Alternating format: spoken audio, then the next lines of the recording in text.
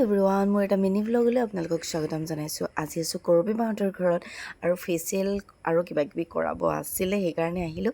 আৰু যিহেতু এতিয়া 7:30 হৈ গ'ল, এইখিনি সন্ধিয়াখিনি সময়ত সাধাৰণতে পাৰ্লাৰত কাষ্টমাৰটো অকণমান কমি যায় আৰু সেইকাৰণে টাইমটো মিলাই মেলি আহি গ'লোঁ ইয়াতে। আৰু এইবাৰ ফেচিয়েলটো কৰাই আছোঁ, আপোনালোকে দেখিছেনে কেনেধৰণে কৰি আছোঁ। আৰু তেওঁ মোৰ হাতেদি কৰি বহুত বেছি ৰিলেক্স পাওঁ বুলি কয়। আৰু নাজানো, ফেচিয়েলটো আচলতে খুব চফলি কৰিলে কাষ্টমাৰে ৰিলেক্স পায় আৰু মই যিমান পাৰোঁ নিজেও তেওঁলোকক ছেটিছফেকশ্যন কৰিবলৈ সদায় ট্ৰাই কৰোঁ।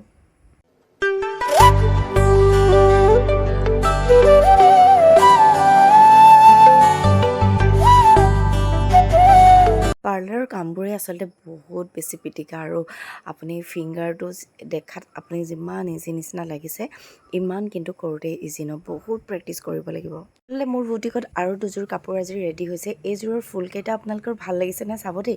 একদম সম্পূৰ্ণ মোৰ মন পচন্দত মই কৰিছোঁ, যদিও ৰেডি কৰিবলৈ আৰু বাকী আছে, দহি কৰিব আছে।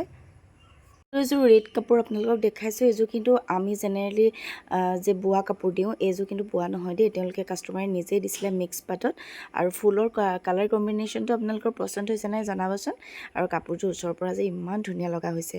এবাৰ দোকান সামৰি ঘৰলৈ যাবলৈ লৈছোঁ আৰু লগতে চাওক এক টোপোলা লেতেৰা কাপোৰ লৈ লৈছোঁ ঘৰত ধুবলৈ। আৰু দোকানত চব দোকানী গৈ খতম আৰু এইবাৰ লাষ্টত মই যাবলৈ লৈছোঁ ঘৰ। বাহিৰলৈ আহি একেবাৰে মনটো যে ভাল নলগা হৈ যায়, ইমান বেছি বতৰ বেয়া আৰু বৰষুণ। এই আমাৰ ডিমৌৰ চাৰিআলি পৰিৱেশ মোৰ দোকানৰ আগফালে। আৰু আজিৰ ভিডিঅ'টো ইমানতে ৰাখিছোঁ।